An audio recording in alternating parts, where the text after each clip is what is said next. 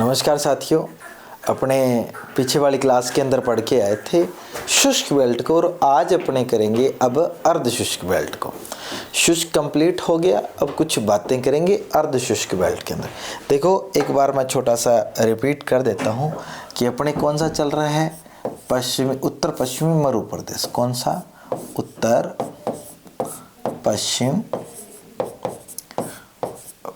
मरु प्रदेश। उत्तर पश्चिम मरु प्रदेश को अपने बांटा दो भागों में। कितने भागों में? दो भागों में बांटा।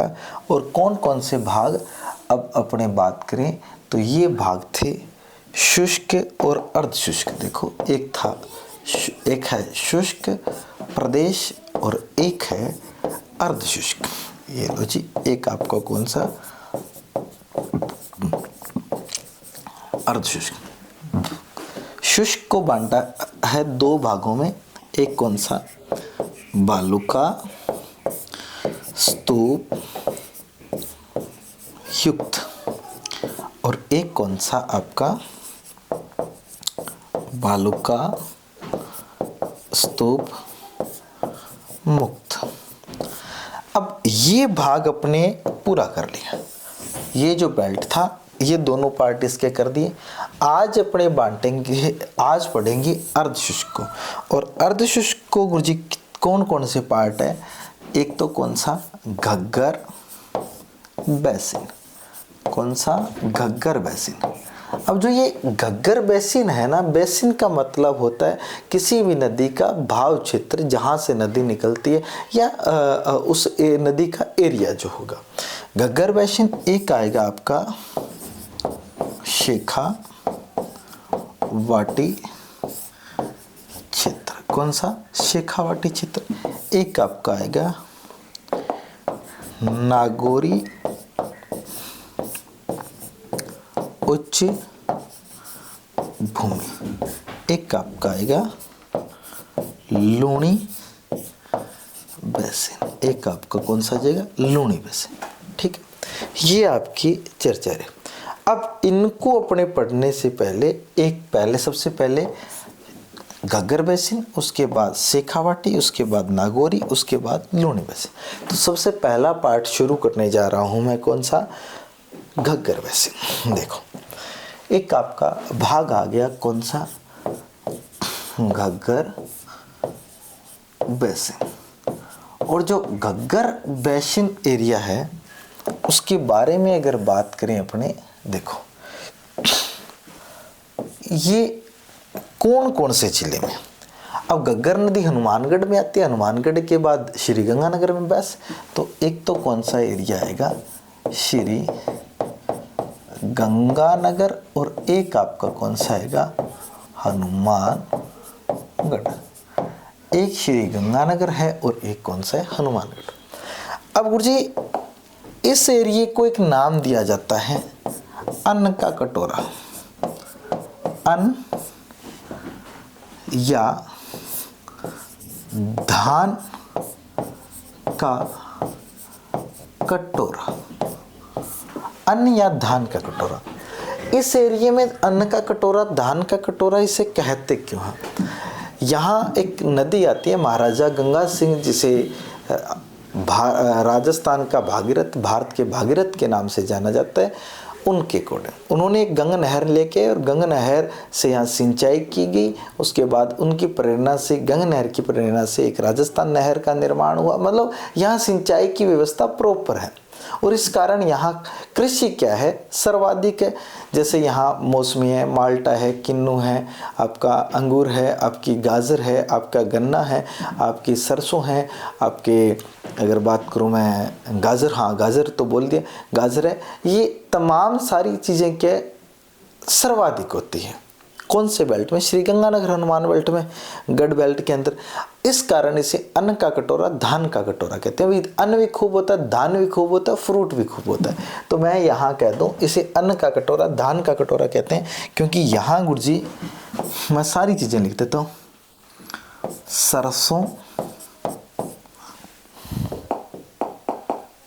सरसों,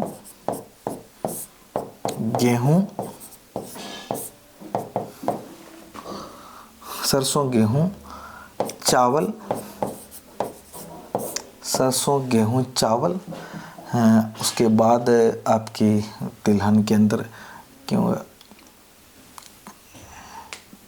गन्ना, उसके बाद मौसमी, माल्टा, किन्नू, गाजर आदि यहाँ क्या होती है, सर्वाधिक होती है। कौन से बेसिन में? घग्गर बेसिन में। इसे अन्न का कटोरा और धान का कटोरा कहते हैं। अब एक चीज नोट लगा के यहाँ लिख देता हूँ, अन्न का भंडार पूछ लिया जाए, अन्न का भंडार की बात करें तो भंडार में श्रीगंगानगर वाला बेल्ट नृत्य कर दे, ये हो जाएगा पूर्वी राजस्थान। अन्न का भंडार पूछे ना तो पूर्वी राजस्थान होगा, न कि श्रीगंगानगर हनुमानगढ़ होगा। भंडार अलग होगा, यहाँ भंडारा, ये कटोरा है। अब गुरु जी एक यहाँ एक क्वेश्चन आता है, घग्गर का सिंचित भाग, घग्गर का सिंचित भाग। अब नट, नाली, मर्त, सोतन, दवसवती, राजस्थान का शोक, सरस्वती, ये नदी के, घग्गर नदी के उपनाम है। मैं ये कह रहा हूँ घग्गर का सिंचित भाग क्या कहलाता है? तो घग्गर का सिंचित भाग कहलाता है बग्गी क्षेत्र। क्या कहलाता है? बग्गी क्षेत्र। घग्गर का सिंचाई मतलब जहाँ फसलों को कृत्रिम रूप से पानी दिया जाए, जैसे नहरी सिस्टम है, जैसे फुहारा है, जैसे ड्रिप सिस्टम है, ये सारे कौन से सिंचाई के साधन है। ठीक है, आ जाओ इसका स्क्रीनशॉट लो, फिर अपने चलते हैं आगे।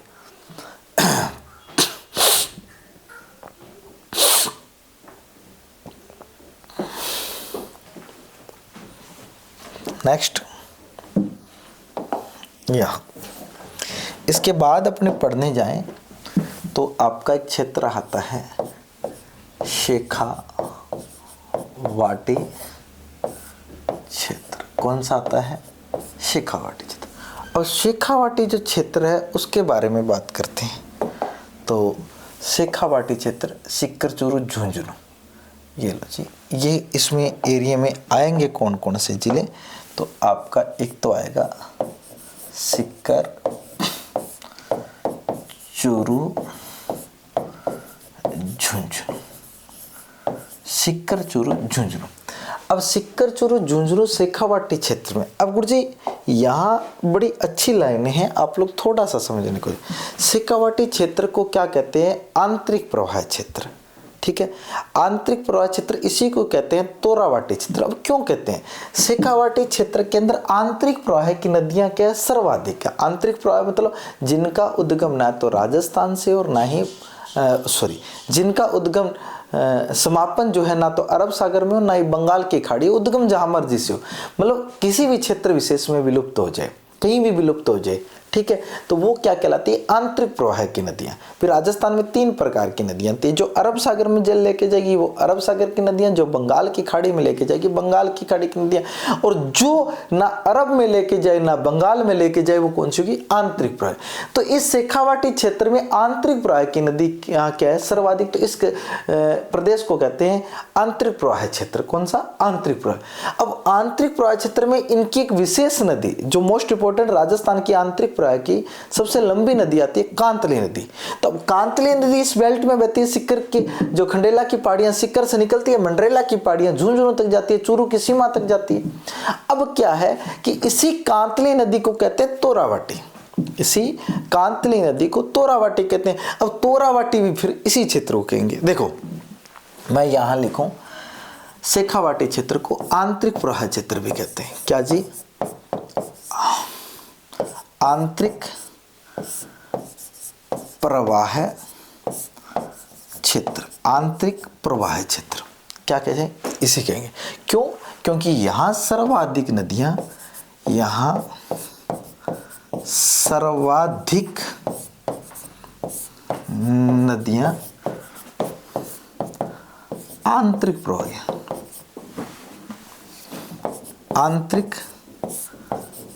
प्रवाह की है। यहां सर्वाधिक नदियां कौन सी है? आंतरिक प्रवाह की है। ठीक है। अब गुरुजी यहां आंतरिक प्रवाह की सबसे मुख्य नदी कौन सी आती है? कांतली। कांतली यहां लिखता हूं।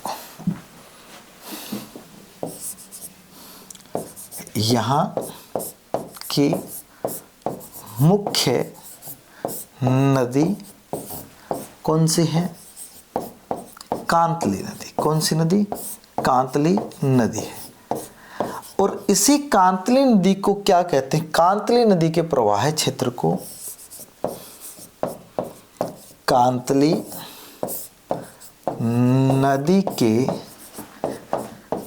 प्रवाह क्षेत्र को तोरावाटी कहते हैं। तोरावाटी क्षेत्र कहते हैं। क्या कहते हैं? तोरावाटी क्षेत्र कहते हैं। अब गुरुजी आंतरिक प्रवाह क्षेत्र को तोरावाटी कहते हैं, तो ये ही क्षेत्र क्या कहलाएगा? तोरावाटी क्षेत्र। शेखावाटी क्षेत्र को तोरावाटी क्षेत्र भी कहते हैं। ठीक है। क्यों कहते हैं? कि यहाँ की मुख्य नदी कांतली और कांतली नदी का प्रवाह क्षेत्र तोरावाटी कहता है, तो ये कंप्लीट एरिया तोरावाटी क्षेत्र कहलाएगा। इसे शेखावाटी क्षेत्र भी कहेंगे। इसे क्या कहेंगे? आंतरिक प्रवाह क्षेत्र भी कहेंगे। यहाँ तो शेखावाटी बोली भी बोली जाती है। अब देखो, ये तो आपकी कंप्लीट यहाँ सामान्य।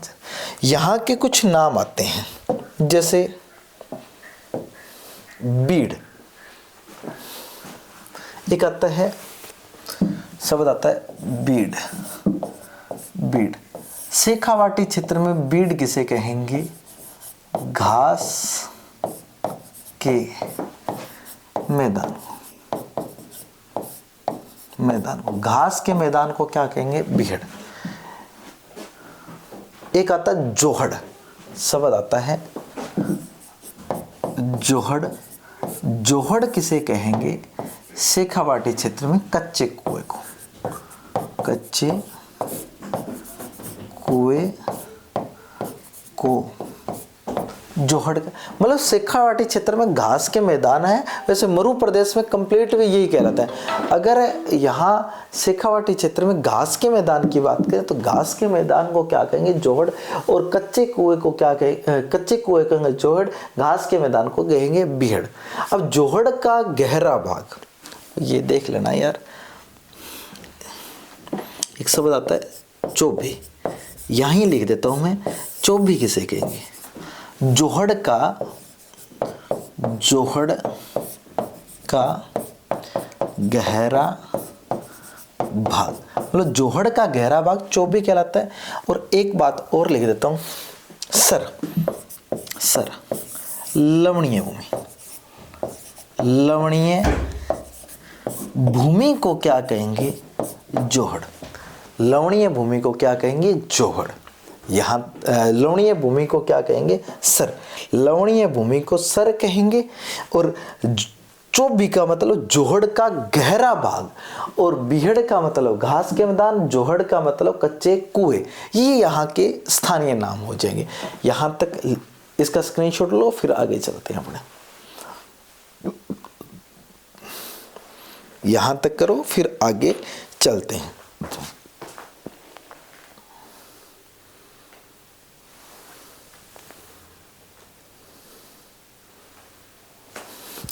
यहां तक हो गया तो अपने चर्चा करते हैं इसके बाद।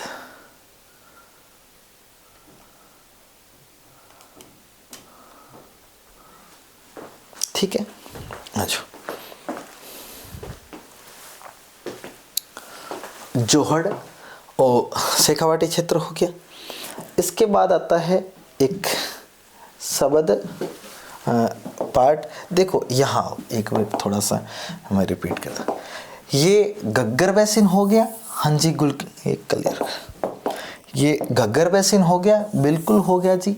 ये लो शेखावाटी क्षेत्र हो गया, बिल्कुल हो गया। अब कौन सा पढ़ेंगे वे? नागौरी उच्च भूमि। कौन सा? नागौरी उच्च भूमि। अब नागौरी उच्च भूमि है जो, ये लो जी, नागौरी उच्च भूमि,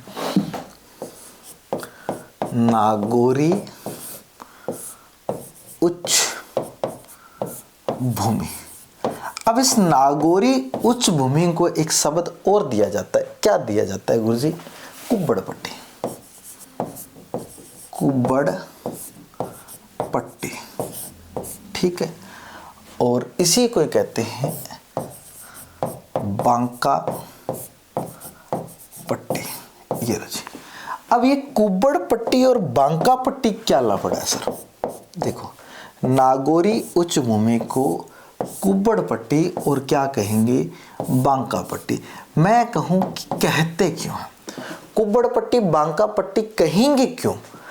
कुब्बड़ पट्टी बांका पट्टी इस कारण कहेंगे, जो नागौरी उच्च भूमि है यहां गुरुजी ध्यान देना, फ्लोराइड के कारण एक रोग लगता है, फ्लोरोसिस रोग।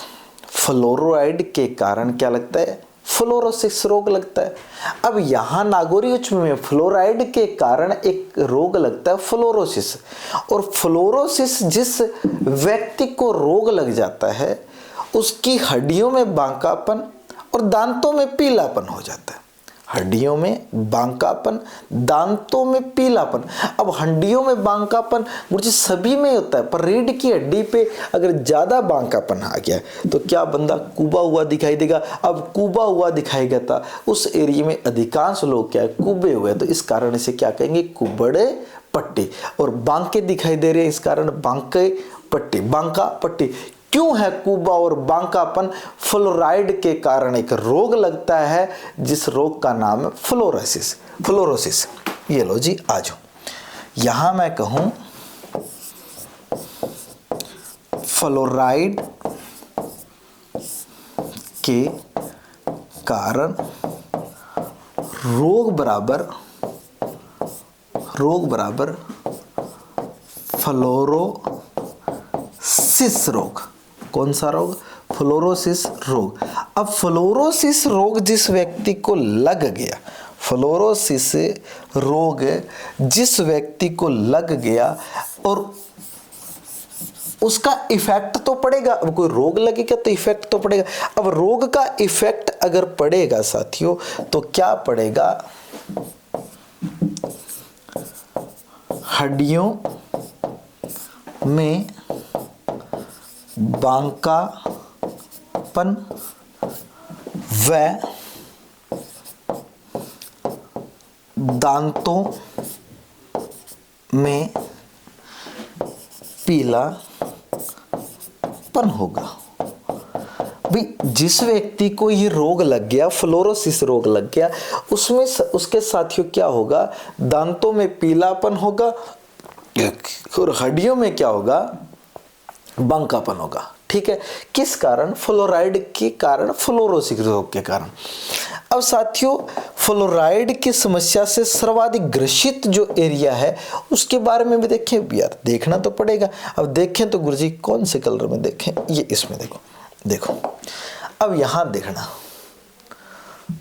ये सब सर्वाधिक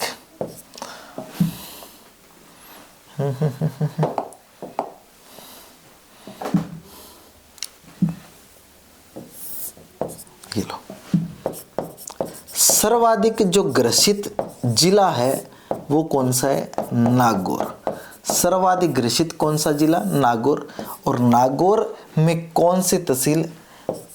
मकराना। कौन सी? मकराना। मकराना तहसील। और मकराना में गांव कौन सा? आसरवा गांव। मैं कहूं इस समस्या से जिला कौन सा सबसे ज्यादा ग्रसित है? नागौर। और गुरुजी तहसील कौन सी है? मकराना। और अगर बात करें आसरवा पर, अगर पूछ ले राजस्थान का मध्यवर्ती जिला नागौर, मध्यवर्ती तहसील मकराना, मध्यवर्ती गांव वहां आसरवा ना होके कौन सा गांव आएगा, लामपोलाई आएगा। कौन सा लामपोलाई, कहीं यही कॉपी पेस्ट वहां या वो वाला कॉपी पेस्ट, यहां दोनों में गांव में फर्क है। सबसे ज्यादा इस समस्या से ग्रसित कौन सा गांव, आसरवा, और मध्यवर्ती गांव कौन सा, लामपोलाई। ये आपका कौन सा आ गया, नागौर वाला। अब गुरुजी यहां हरे रंग के क्या पाए जाते हैं, गुरुजी तोते। तोते तो हरे ही होते हैं, तो क्या है, यहां हरे रंग के कबूतर पाए जाते हैं। वैसे तो थोड़े थोड़े हर जगह ही मिल गए, गंगानगर में हरे कबूतर थोड़े बहुत देखने को मिल जाते हैं, कोई एक आधा, ठीक है। केडी कहते गुरुजी मान तो कौन दिखे, धड़ार कालार बई फिर लाग रहे ना, हरिया भी कई कई है, खटी खटी मिल जाए, ठीक है, नाम मात्र। पर यहाँ सबसे ज़्यादा हरे कबूतर है। और एक आपका आहू और काली सिंध के संगम पे झालावाड़ के अंदर एक गागरोन दुर्ग आता है, वहाँ भी हरे रंग के क्या है, कबूतर है, ठीक है। अब इसको उतारो, फिर आगे चलते हैं।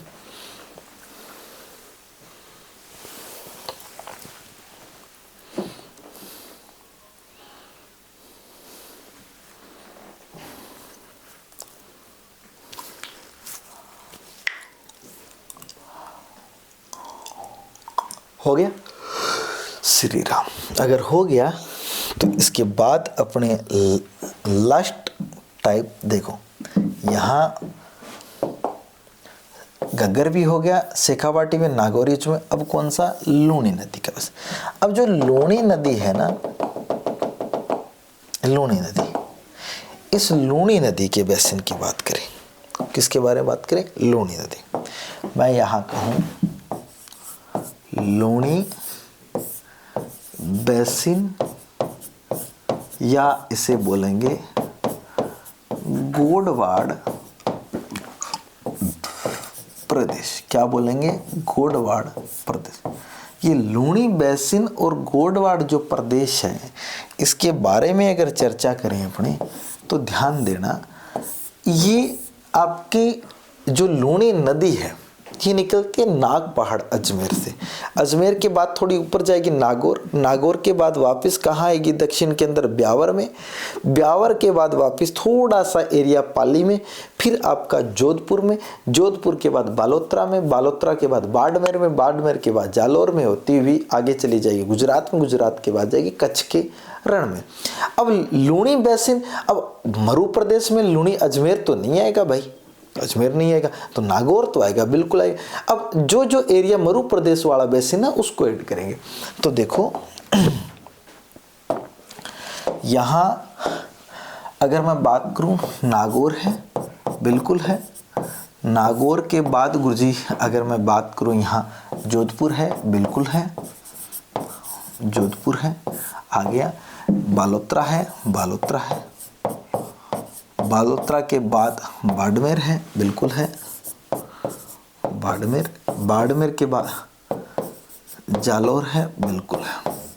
ये एरिया है। अब लूणी नदी के ऊपर वो जो लूणी नदी की एक सहायक नदी ज्वाई नदी पे, पाली पे ज्वाई बांध था, जो मारवाड़ का अमृत सरोवर, अभी इसी में पढ़ के आए थे अपने। अब गुरुजी मैं यहाँ कहूँ कि लूणी बेसिन को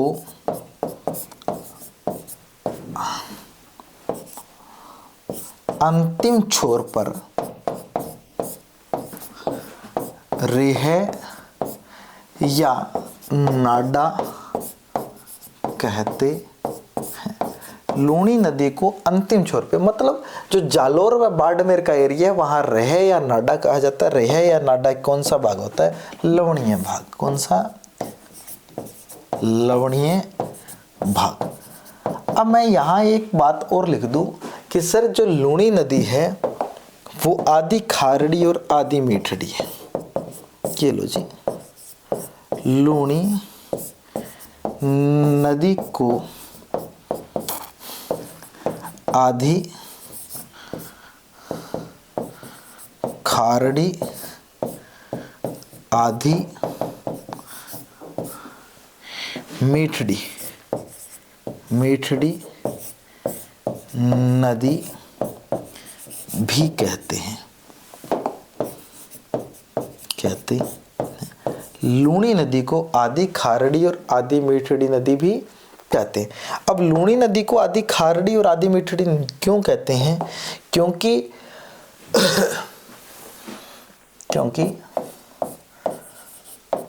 बालोत्रा के बाद लूणी नदी का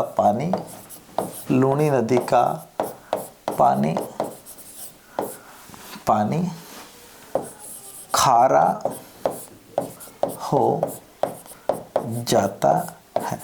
अब क्यों हो जाता है? क्योंकि यहाँ लवणता की अधिकता है, और जब पानी अजमेर में बरसाती पानी होता है तब यहाँ आते हैं तो गुरुजी क्या होता है, इसका पानी मीठा होता है, पर बालोतरा में खारा लवणीय भूमि है, तो लवणीय भूमि में जब पानी मिलेगा तो वो घुलनशील होगा, घुलनशील होने के बाद वो क्या हो जाएगा, खारा हो जाएगा। क्या हो जाएगा? खारा। इस कारण इसे आदि खारड़ी और आदि मीठड़ी नदी कहते हैं। कौन सा बेसिन? लूणी बेसिन के बारे में बात करें। अपने थोड़ा ध्यान देना, इसका स्क्रीनशॉट लो बेटा, फिर आगे चलते हैं अपने। जल्दी से इसका स्क्रीनशॉट ले लो, फिर आगे चलते हैं अपने।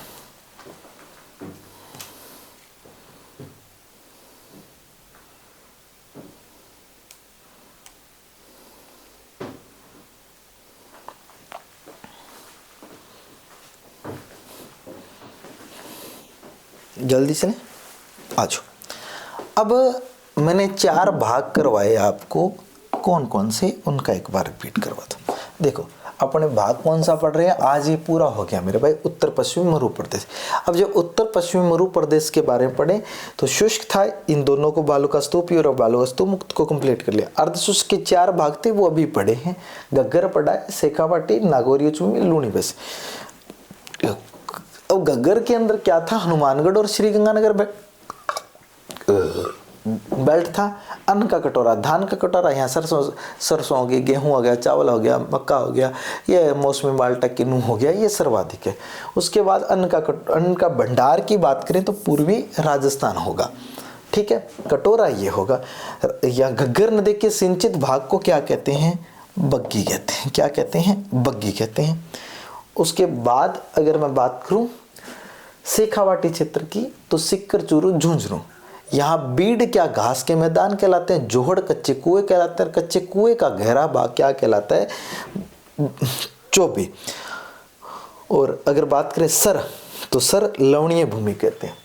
आंतरिक प्रवाह की यहाँ आंतरिक प्रवाह क्षेत्र सबसे ज़्यादा, यहाँ जितनी भी नदियाँ वो आंतरिक प्रवाह की नदियाँ हैं। और अगर बात करें आंतरिक प्रवाह की मुख्य नदी कांतली है। कौन सी? कांतली। अब कांतली नदी के क्षेत्र को तोरावाटी क्षेत्र कहते हैं, शेखावाटी को तोरावाटी भी कहेंगे। आंतरिक प्रवाह क्यों कहेंगे? क्यों? सर्वाधिक आंतरिक प्रवाह की नदी है। इसके बाद नागौरी चुमी, कुबड़पट्टी, बांकापट्टी। कुबड़पट्टी बांकापट्टी क्यों कहते हैं? क्योंकि यहाँ फ्लोराइड के कारण फ्लोरोसिस रोग लगता है, और फ्लोरोसिस रोग के कारण हड्डियों में बांकापन और दांतों में पीलापन होता है। तो व्यक्ति जब कुबा हुआ होगा, बांका हुआ होगा, तो उसे कुबड़पट्टी बांकापट्टी के सबसे ज़्यादा नागौर में, मकराना में, और मकराना में कहाँ है? आसरवा में। यहाँ हरे रंग के क्या पाए जाते हैं? कबूतर पाए जाते हैं। आ जाओ। उसके बाद लूणी बेसिन है, गोडवाड़ प्रदेश, नागौर है, जोधपुर है, बालोतरा है, और गुर्जी बाड़मेर है, जालोर है। बालोतरा के बाद लूणी नदी का पानी खारा हो जाता है। अब बालोतरा शहर एकमात्र ऐसा शहर है जो नदी के पेटे से नीचे बसा हुआ है लूणी में। हालांकि घग्गर के किनारे भी एक हनुमानगढ़ शहर है जो भी नदी के पेटे से नीचे बसा हुआ है, वो नदियों में करेंगे। लूणी नदी के बेसिन तो अंतिम छोर पे क्या आएंगे? रेहा या नड्डा। मतलब समापन में राजस्थान के क्या कहेगा जाएगा? रेहा या नाडा, जो बाड़मेर बालोतरा के अंदर। ये यहाँ भी मैं ऐसे भी कर सकता हूँ, जालोर व बाड़मेर, बस। अब उसके बाद लूणी नदी के को आदि खारड़ी, आदि मीठड़ी नदी कहते हैं। क्यों कहते हैं? कि बालोतरा तक इसका पानी मीठा, उसके बाद खारा हो जाता है। तो ये अपना आज की क्लास जो अर्धशुष्क बेल्ट था उसके 4 भाग थे, वो चारों भागों कर लिए। अब नेक्स्ट के अंदर अपने अरावली पर्वतमाला करेंगे। तो उम्मीद करूंगा कि आपको जितना करवाया बहुत अच्छा समझ में आया होगा, बढ़िया समझ में आया होगा। तो बाकी चर्चा करते हैं नेक्स्ट क्लास के अंदर। देखो, निरंतरता बनाए रखना, क्लास छोड़ना मत, जो डेली लग रही है उसको लगानी है। और अभी मैं हो सकता है आपकी जल्द ही क्लास लेके आ जाऊंगा, सुबह वाली क्लास भी, क्वेश्चन आंसर की जितने भी टॉपिक हो गए साथ साथ। जैसे सामान्य परिचय पूरा हो गया तो उसके क्वेश्चन, फिर भौतिक प्रदेश पूरा हो गया उसके क्वेश्चन, मतलब हर चीज़ है ना।